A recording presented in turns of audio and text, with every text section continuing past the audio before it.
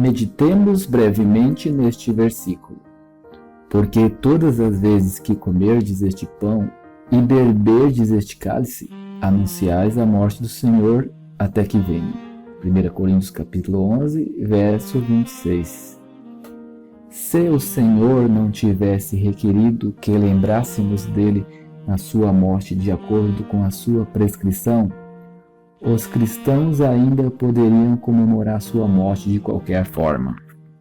Mas, se fosse deixado para nós mesmos elaborar uma maneira de fazê-lo, provavelmente haveria tantas maneiras ou variações, pois houve cristãos que tiveram tal resposta acesa em seus corações.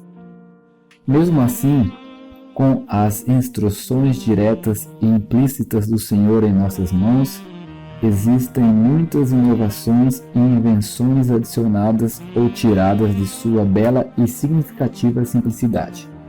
Um pão e um cálice de vinho, o fruto da videira. Se os santos na terra tivessem sido deixados a imaginar algum método de lembrá-lo, alguns poderiam ter configurado maneira que apenas os ricos poderiam manter, como no caso de Maria, cujo precioso unguento custaria cerca de 1 ano de salário para um trabalhador. A maioria de nós não poderia fazer tal coisa. Posição social e a sociedade podem ter entrado em outros casos.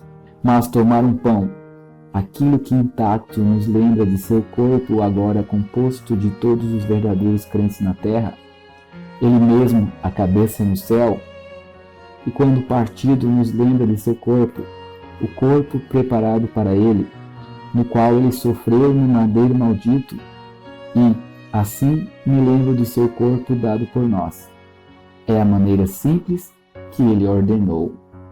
E tomar o cálice, isto que nos lembra de seu precioso sangue que fluiu de seu lado ferido como o preço de nossa redenção, é abençoadamente simples e não custoso. Se, no entanto, em nossa busca por uma maneira de nos lembrarmos dele, tivéssemos achado por acaso exatamente este caminho que ele nos falou, perderíamos muito, pois não teríamos a certeza de que isso lhe agradaria. Mas, ao manter esta lembrança de si mesmo desta forma, sabemos que estamos fazendo o que ele deseja que façamos, pois ele mesmo a instituiu pouco antes de ir para a cruz e confirmou para nós por uma palavra direta do céu através do apóstolo Paulo, que disse: recebi do Senhor essas mesmas instruções. Que privilégio é lembrar-se dele de acordo com sua própria maneira prescrita, sabendo que é mais seguramente de acordo com sua mente e vontade. Então surge uma pergunta sobre quando isso deve ser feito. O Senhor deixou o assunto em aberto, dizendo: sempre que comerdes este pão, etc. Não é estabelecido por requisitos legais como os judeus, segundo a lei, eram obrigados a guardar o sábado. Anos atrás, quando certas pessoas se empenhavam dia após dia no exame e no estudo cuidadoso das escrituras proféticas, eles partiam o pão todas as manhãs em memória dele em sua morte. Eles temiam que o estudo da profecia pudesse afastá-lo do desfrute pessoal de Cristo e de sua morte, embora considerassem a leitura cuidadosa da palavra profética muito importante. Mas temos um precedente para fazer isso a cada primeiro dia da semana, dado por inspiração divina. Em Atos 20, lemos: no primeiro dia da semana, quando os discípulos se reuniram para partir o pão. Que momento apropriado para lembrar dele, o dia que marca sua poderosa vitória sobre a morte e todo o poder do inimigo, o dia em que aquele que estava morto saiu em poder triunfante. Mas, para muitos santos, uma vez a cada 3 meses, para outros, uma vez ao ano, será o suficiente. Neste caso, quase precisaríamos ler este versículo assim: tão quão raramente comerdes este pão. Seria uma resposta pobre a um amor tão grande ficar satisfeito em fazê-lo em raras ocasiões. e o que é tão calculado para aquecer nossos próprios corações e nos manter renovados no desfrute do que ele realizou, como a observância semanal dessa lembrança de si mesmo em sua morte? Certamente nossos pobres corações precisam tê-lo trazido à mente com frequência. E por quanto tempo o Senhor pretendia que esse serviço comemorativo fosse mantido? A resposta é precisa: até que ele venha, até o momento de sua vinda para levar a igreja para si. Esta festa deve ser observada.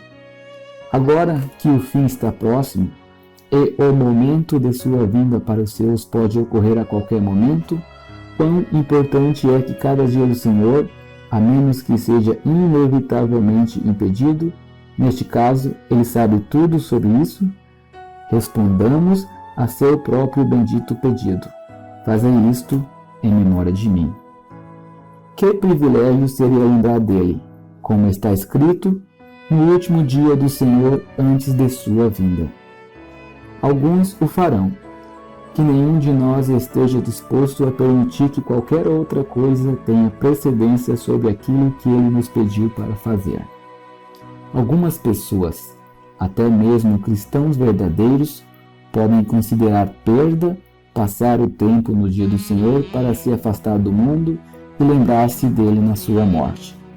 Os discípulos chamaram a ação de Maria de quebrar aquele vaso de alabastro com unguento caro e usar o conteúdo nele de desperdício, mas ele aprovou sua devoção. Desejamos sua aprovação? Nos dias do profeta Malaquias, as coisas estavam em declínio. O remanescente que havia retornado do cativeiro na Babilônia nos dias de Esdras e Neemias esfriou e até disse a Deus: em que nos amaste? Eles chamaram por bem-aventurados os soberbos e estabeleceram-se tentadores de Deus como sendo exemplos a seguir. Em tal condição, houve um débil remanescente que pensou no Senhor e invocou seu nome. Seja qual for o restante dos judeus, pensando neles, eles tiveram sua aprovação. Ele, por assim dizer, inclinou-se para ouvir a conversa enquanto eles falavam dele, e fez com que um livro especial de recordações fosse escrito sobre eles. Ele os recompensará no dia que virá, o dia em que ele comprou suas joias. Nenhum livro especial de recordações foi escrito para judeus piedosos nos dias de Salomão, quando era comparativamente fácil ser um judeu piedoso. Estamos agora vivendo em dias comparáveis àqueles em que Malaquias profetizou. Que possamos então obter coragem da palavra de encorajamento de Deus escrita naquela época.